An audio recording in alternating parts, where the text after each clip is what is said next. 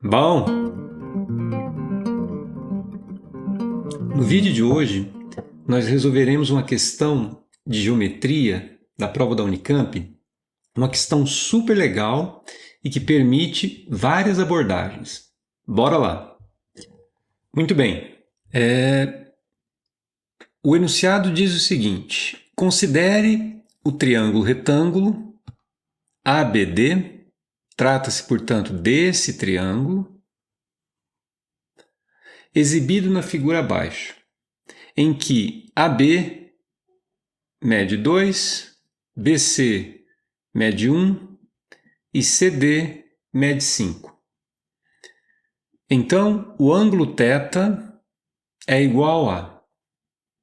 Bom, aí está o problema muito claro, né? O enunciado curto, não tem margens para ambiguidades aqui, tá certo? Então, nós sabemos que o triângulo é retângulo, esse ângulo é reto, essa medida é 2, essa é 1, essa é 5 e queremos saber a medida do ângulo θ. Tá? Bom, nós faremos isso de algumas maneiras. Eu vou descrever aqui digamos assim, um itinerário daquilo que me veio cronologicamente, do que me apareceu, né, as ideias que eu tive quando eu tentei resolver esse problema. Então, a primeira ideia que eu tive foi a seguinte. Qual foi o primeiro modo? Né? Eu olhei para esse problema e pensei no seguinte, falei, bom, eu sei que essa medida é 2, essa é 1, então pelo teorema de Pitágoras, isso é raiz de 5. Certo? Essa foi a primeira ideia. Ora, mas eu sei também que aqui é 5, dado do problema. Logo, pelo mesmo teorema de Pitágoras, só que agora nesse triângulo retângulo grandão, tá certo? Eu consigo descobrir a hipotenusa. Veja, um cateto é 6, ao quadrado é 36, o outro é 2, ao quadrado é 4, 36 com 4, 40. Então, essa medida, raiz de 40.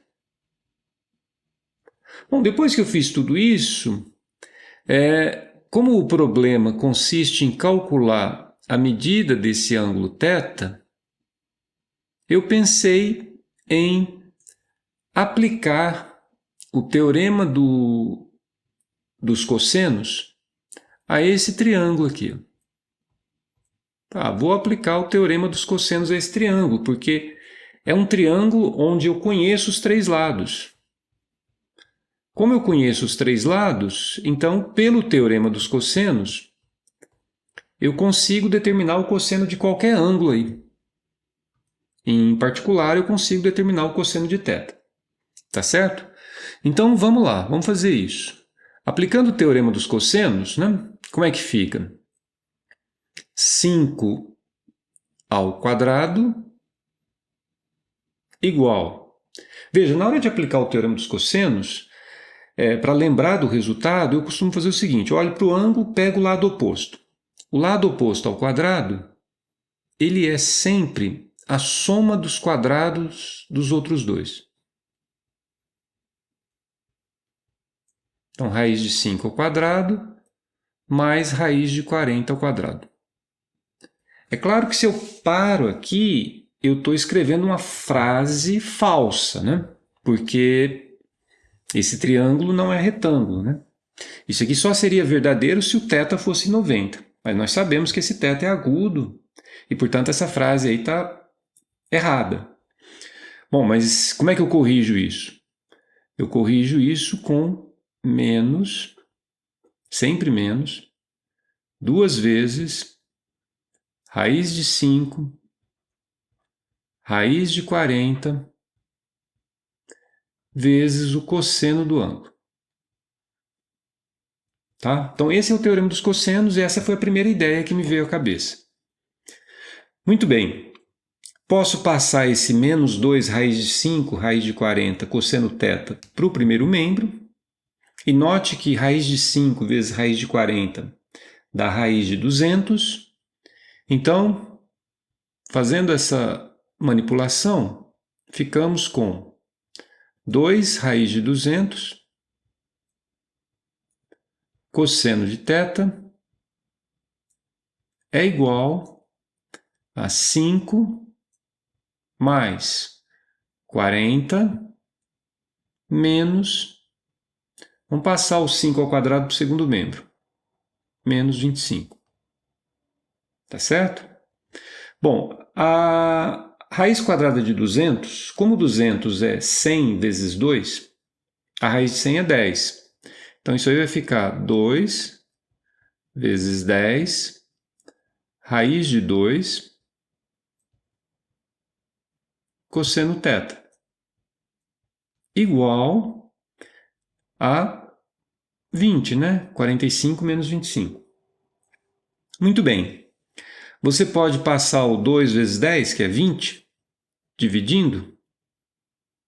O 2 vezes 10 vezes raiz de 2, dividindo, né? E aí fica cosseno de θ igual a 20 dividido por 20 raiz de 2, que equivale a 1 dividido por raiz de 2, que racionalizado dá raiz de 2 sobre 2. Como o θ é agudo, conclui-se que a medida dele tem que ser 45 graus. Tá certo? Então, θ mede 45 graus e, portanto, a resposta será a letra C. Tá certo? Então, essa foi a primeira ideia que me veio à cabeça. Fiz os Pitágoras e apliquei o teorema dos cossenos. Um segundo modo, depois de um tempo, mexendo com o exercício, me veio uma outra ideia para resolver esse exercício. Ao invés de usar o teorema dos cossenos, o que eu fiz, né? Então, no primeiro modo, o teorema dos cossenos. Nesse segundo modo, a ideia que me veio à cabeça foi trabalhar com áreas. Note que esse triângulo destacado, a área dele, toda vez que você tem dois lados e o ângulo entre os dois, a área pode ser calculada como produto dos lados, metade do produto dos lados, vezes o seno do ângulo. Metade, produto dos lados, seno do ângulo. É o tal do meio de absceno. Então, eu posso calcular essa área fazendo essa continha. Metade, certo? Produto dos lados, raiz de 5 e o raiz de 40, vezes o seno do ângulo. Isso fornece para a gente a área desse triângulo. Ora, mas a área desse triângulo, o que nós acabamos de fazer foi, eu olhei para esses dois lados, tem aqui um ângulo entre os dois, eu fiz metade, produto dos dois lados, vezes o seno do ângulo. Esse é um jeito, isso calcula a área de triângulo. Outra maneira de calcular a área do triângulo, desse mesmo triângulo, é fazendo metade de base vezes altura. Se você fixar isso como sendo base, esse será a altura. O cuidado que a gente precisa ter aqui, neste triângulo, é que se você fixa o 5 como base, a altura está fora do triângulo. Tem que tomar cuidado com isso aqui. Tá certo? Muito bem, então a área também pode ser calculada como metade de base vezes altura. Como isso representa a área do mesmo triângulo, esses números são iguais. Tá certo? E daqui você retira, de maneira análoga ao que nós fizemos no passo anterior, que o seno é raiz de 2 sobre 2. O seno do θ. Como o θ é agudo, conclusão, θ 45 graus. Exatamente o que nós já tínhamos obtido, né?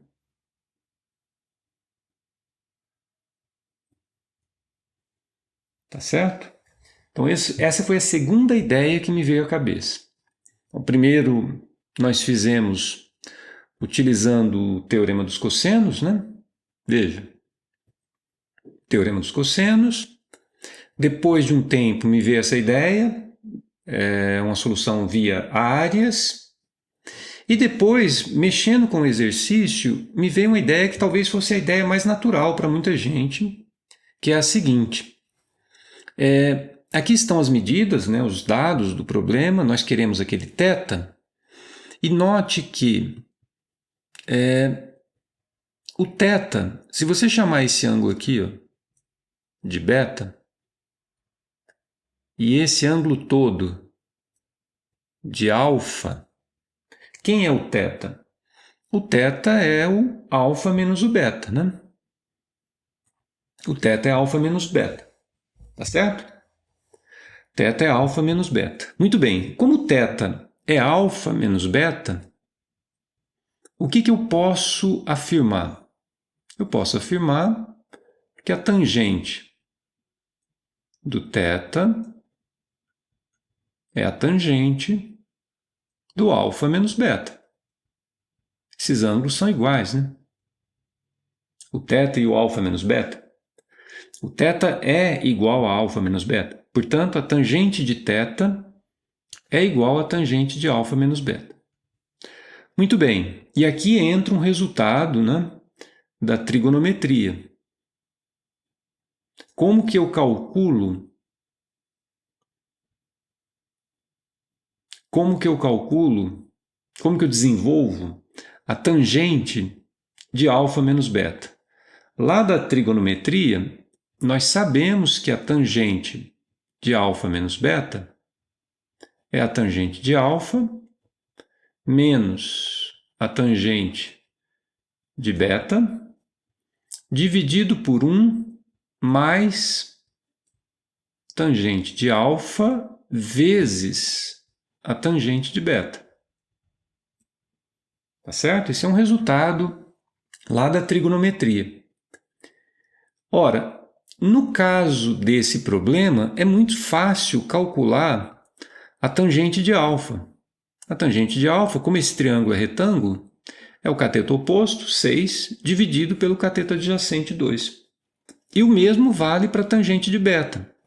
É o cateto oposto 1 pelo adjacente 2. Então, o que nós vamos fazer, né? Nós vamos substituir esses valores. Então, no lugar da tangente de alfa, cateto oposto, 6 dividido pelo cateto adjacente, 2, menos... Isso é a tangente de alfa. A tangente de beta, cateto oposto, 1 dividido pelo adjacente 2. Tá certo? Embaixo, 1 mais tangente de alfa. Bom, 6 sobre 2 é 3, né? 3 vezes meio. E aí praticamente terminou o exercício, porque, veja, a tangente de θ é igual... Quanto vai dar essa continha? 6 meios menos 1 meio dá 5 meios. O numerador deu 5 meios. E o denominador vai dar 2 mais 3, 5 sobre 2, 5 meios também. Conclusão, tangente deu 1. Ora, se a tangente é 1, quem é o θ? Como ele é agudo, só pode ser 45 graus. Confirmando o que nós já tínhamos visto, né, nos outros modos de resolver o problema. Tá? Então, tá aí a terceira maneira de resolver esse problema. Quer dizer, bem diferente do que nós já tínhamos feito, né? No primeiro modo, nós usamos o teorema dos cossenos. No segundo, fizemos através das áreas. E aqui, usamos a tangente da diferença de arcos. Uma outra ideia que me veio bem depois foi geometria analítica. Então, quarto modo. Eu coloquei um sistema de coordenadas a gente sabe que isso é arbitrário, você pode colocar esse triângulo lá no plano cartesiano, em qualquer lugar, isso não vai afetar a solução. Então, eu coloquei um sistema de coordenadas onde o eixo y está em cima de um dos catetos, né? E o eixo x também está em cima do outro cateto. De tal forma que, para calcular o ângulo, o que eu vou fazer? Para calcular esse ângulo aqui. Então, vamos lá, vamos destacar o que nós queremos, né? Nós precisamos calcular esse ângulo θ. O que eu vou fazer? Eu vou fazer o seguinte, ó, nesse triângulo que eu estou destacando, como é que você fez aparecer esse triângulo? Eu tracei uma perpendicular a partir do ponto C, uma perpendicular até a reta que eu estou chamando de R aqui. Tá certo? Essa reta é a reta suporte lá da hipotenusa AD. Muito bem. O que eu vou fazer para resolver esse problema? Nós vamos fazer o seguinte. Nós vamos calcular o seno daquele ângulo. Seno de θ. E como é que você vai calcular o seno de θ? Bom, o seno de θ é o cateto oposto dividido pela hipotenusa. O cateto oposto é exatamente a distância entre o ponto C e a reta R, a reta suporte da hipotenusa AD. Tá? Esse é o cateto oposto. E a hipotenusa é a distância entre A e C. Tá certo? A distância entre A e C é a distância entre dois pontos. Isso é simples, né? Como é que a gente calcula essa distância? Raiz quadrada, ΔX ao quadrado, mais ΔY ao quadrado. Raiz quadrada disso. Tá? Isso dá a distância entre dois pontos. A parte mais complicada é a distância do ponto C até a reta R. Distância de um ponto até uma reta é um módulo dividido por uma raiz. Muito bem. E dentro desse módulo, eu preciso da equação da reta. Então, vamos descobrir a equação da reta R. Como é que você obtém a equação da reta? Aqui é fácil fazer via equação segmentária. Né? Ficaria assim, ó, pega o x, divide pelo x onde ela corta o eixo das abscissas, que é o número 6, mais o y, dividido pelo y onde ela corta o eixo das ordenadas, que é o 2. Isso é sempre igual a 1. Essa é a equação segmentária. Agora é só multiplicar tudo por 6. Se você multiplica tudo por 6, fica x mais 3y igual a 6. Passo o 6 para o primeiro membro, o resultado é este. Essa equação é conhecida com o nome de equação geral da reta. É ela que eu preciso para calcular a distância entre ponto e reta. Então, como é que você calcula a distância entre um ponto e uma reta usando essa equação?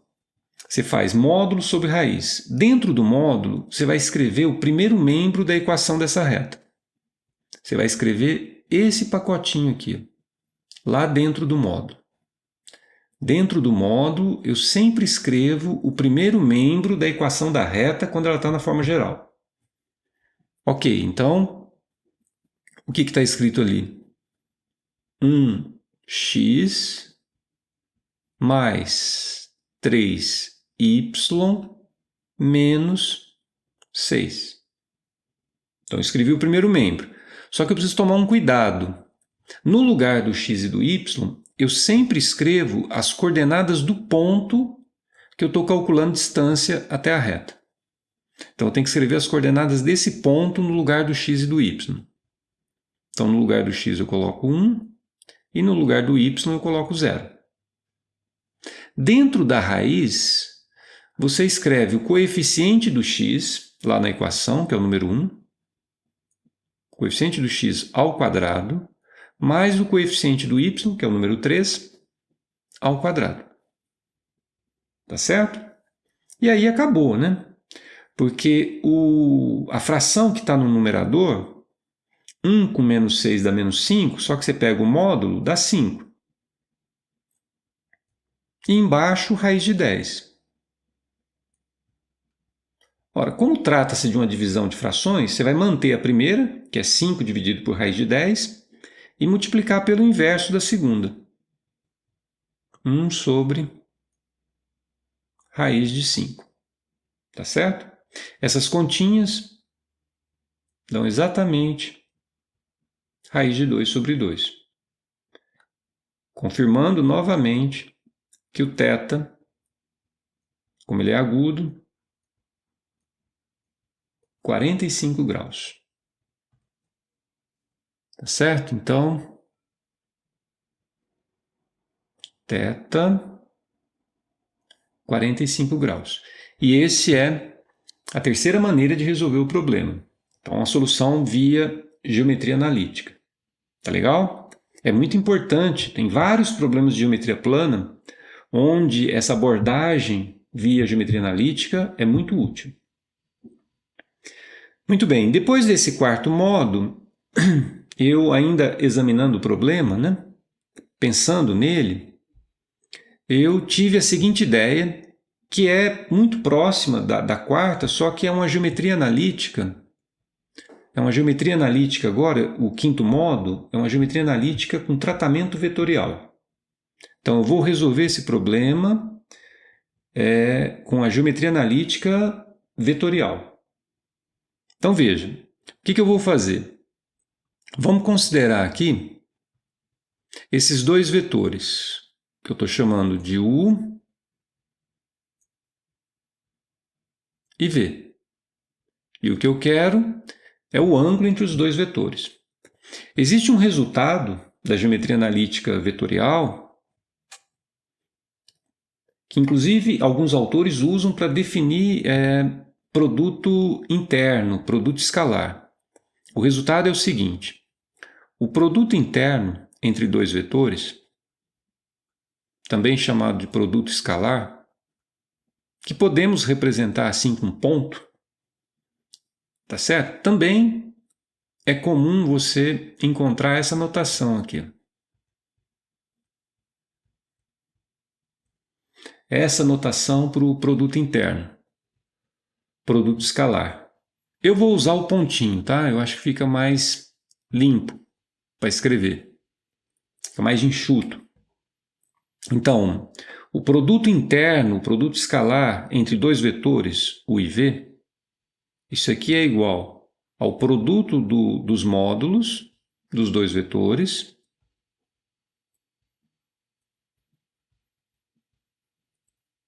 vezes o cosseno do ângulo. Tá? Eu vou usar esse resultado para calcular o ângulo θ. Note que para usar esse resultado eu preciso dos vetores, U e V, depois eu preciso do produto interno, do produto escalar entre os dois, e também preciso do módulo de cada um desses vetores. Bom, o vetor U,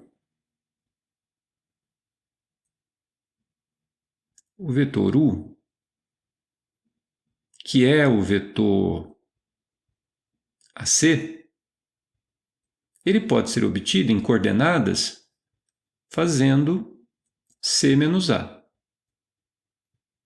C menos A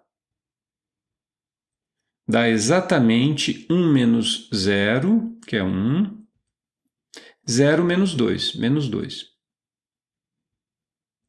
Tá? Em coordenadas, o vetor U é o par ordenado 1 menos 2. Ora, então, podemos concluir que o módulo desse vetor, do vetor U, é a raiz quadrada, 1 ao quadrado mais menos 2 ao quadrado. Essa continha dá exatamente raiz de 5. Então, o módulo do vetor U é raiz de 5. E quem é o vetor U? É o par ordenado 1 menos 2.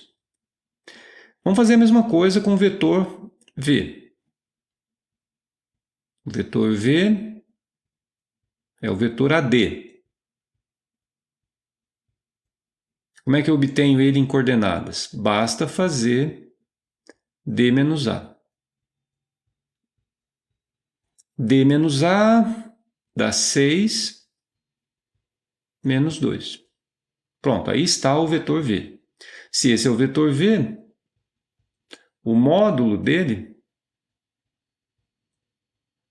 vai ser o quê? Vai ser a raiz quadrada de 6 quadrado mais menos 2 ao quadrado. 6 ao quadrado é 36, menos 2 ao quadrado é 4, 36 com 4, 40, o módulo é módulo do vetor raiz de 40. Já sabíamos disso, né, pelo teorema de Pitágoras, que já tínhamos feito. Agora, para poder calcular o cosseno, através desses resultados, né, do produto interno, eu preciso do produto interno. E para obter o produto interno, nós utilizaremos esse vetor dado em coordenadas. Então, nós faremos o seguinte.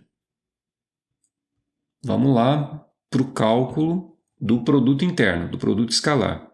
Então, como é que eu obtenho o produto interno entre U e V se eu conheço tanto U quanto V em coordenadas? Então, você pega as primeiras entradas e multiplica. No caso aqui é o que a gente costuma chamar de abscissa, né? Então, fica 1 vezes 6. Soma com o produto das segundas entradas, que no caso aqui é o produto das ordenadas. O resultado dessa conta, 6 com 4. 6 com 4 é 10. Pronto.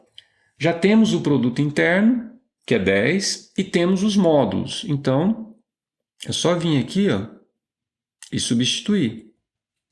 Então, o produto interno vale 10. O módulo de U é raiz de 5. O módulo de V é raiz de 40. Tá certo? Vezes o cosseno.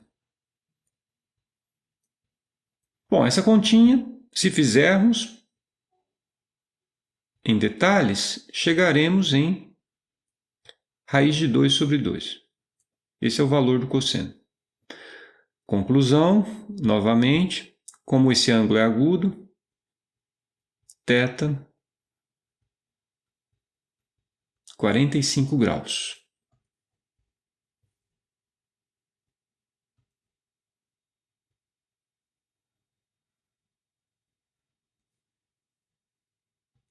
Tá legal? É uma outra saída, né? Bem diferente de tudo que a gente já tinha feito. Então, nós fizemos um primeiro modo via teorema dos cossenos, um segundo usando áreas, terceiro, trigonometria, tangente de alfa menos beta. O quarto, geometria analítica clássica, usando distância de ponta reta. Aqui, uma geometria analítica com tratamento vetorial, tá certo? Bom, quando eu resolvi gravar esse vídeo, eu fiquei pensando, será que não teria um modo mais ligado à geometria sintética, à geometria plana sintética, que permitisse resolver esse problema de uma maneira mais rápida? O ângulo é notável, 45. Bom, eu comecei a mexer e saiu o seguinte. Vamos para o sexto modo e último modo, tá? É a última maneira que eu consegui aqui de resolver esse problema. Então, o que eu pensei, né? Foi, bom, estamos à procura desse ângulo. Pelos cálculos que já fizemos, é 45, é um cara notável. Será que tem algo interessante aí que eu posso fazer? Eu tentei algumas coisas, algumas não funcionaram, e teve uma que funcionou e que me agradou muito, que foi o seguinte. Pega o segmento AC e prolonga. Prolonguei o segmento AC. Agora vai lá no ponto D e tiro uma perpendicular.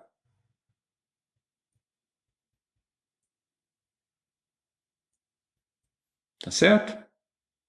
Isso liquida com o problema, e liquida de uma maneira muito interessante. Veja, esse triângulo e este, eles são semelhantes. Eles têm os mesmos ângulos, tá certo? Eles são semelhantes, e a razão de semelhança é só pegar a hipotenusa de um deles, que é 5, e dividir pela hipotenusa do outro. Essa vai ser a razão de semelhança. Essa conta aqui dá raiz de 5. Então, raiz de 5 é o quê? É a razão de semelhança. Ora, se raiz de 5 é a razão de semelhança, todos os lados do triângulo grandão valem os lados do pequeno multiplicado por raiz de 5. Então, esse daqui, por exemplo, vale o lado do pequeno, que é 1 vezes raiz de 5. Esse, 2 vezes raiz de 5. Bom, e aí acabou o problema, porque, veja, esse triângulo que eu estou contornando, que é um triângulo retângulo, ele é um triângulo retângulo isósceles, né? Os catetos medem 2 raiz de 2. Ora, se os catetos são iguais, então esse ângulo, o ângulo que a gente está procurando, só pode medir 45 graus. Tá certo? E não tem que fazer nada, né? Vamos só organizar essa solução. Então tá aí, fiz o prolongamento, percebi que os dois triângulos que estão destacados ali são semelhantes, que a razão de semelhança é raiz de 5, como eu comentei na página anterior. Então, quanto mede cada um dos lados do triângulo maior? São os lados do anterior, os correspondentes, multiplicado por raiz de 5. Aqui, o correspondente desse é o 1 lá, né? Então, é 1 vezes raiz de 5. E desse daqui, o correspondente é o 2. Então, ele vale 2 vezes raiz de 5. Tá certo? E aí, o que está acontecendo, né? Esse daqui deu 2 raiz de 5. É só somar raiz de 5 com... Aqui é raiz de 5, não? Vamos só corrigir. Isso aqui é raiz de 5. Então, soma raiz de 5 com raiz de 5, dá 2 raiz de 5. Esse daqui também deu 2 raiz de 5. Tá certo? O triângulo é retângulo, os catetos são iguais, não tem o que fazer. Esse ângulo mede 45 graus. Tá legal? Bom, então é isso, né? Eu espero que essas várias abordagens que nós utilizamos nesse problema possa motivá-los a fazer a mesma coisa com outros exercícios de matemática. Tá legal? Bons estudos e até o próximo vídeo.